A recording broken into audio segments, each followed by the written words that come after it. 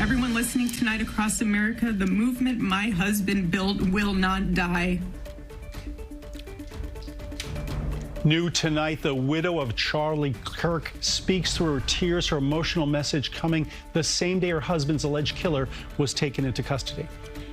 Good evening, I'm Dick Brennan, in for Christine Johnson. We begin at 11 with the latest on the assassination of Charlie Kirk, the suspect taken into custody more than 200 miles from the shooting scene. He's expected to face formal state charges in Utah on Tuesday. Today, the FBI searched his apartment and his parents' home. Here in New York, Kirk was remembered with a candlelight vigil. Tony Aiello joins us with the latest on the investigation and how Kirk's widow is remembering her husband tonight. Tony. Dick, Erica Kirk smiled through her tears as she spoke of her husband's devotion to her and their two young children. And she promised to continue the conservative movement that earned Charlie Kirk influence with the Trump administration, but also apparently made him a target. I will never, ever have the words to describe the loss that I feel in my heart. Erica Kirk stood next to an empty chair in her slain husband's podcast studio and spoke of her life-changing loss. Every day he would ask me, how can I serve you better? How can I be a better husband? How can I be a better father? Every day. The Kirk family shattered on Wednesday when a single shot killed the conservative activist. This is the young man accused of firing it.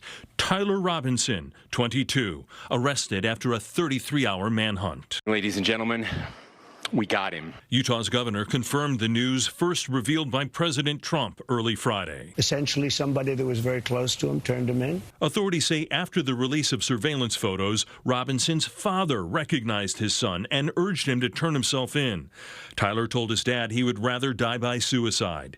That's according to two law enforcement sources who said the family called a youth pastor who eventually notified U.S. Marshals. The Marshals arrested Tyler and turned him over to the FBI. A family member told investigators Robinson expressed animosity for Kirk, saying he, quote, spread hate. A police affidavit reviewed by CBS News says etchings on the casings from the gun included anti-fascist messages like, hey, fascist, catch. Tonight in Manhattan. In song and in prayer, with candles adding pinpoints of light at a dark time, people who admired Charlie Kirk comforted each other at Madison Square Park.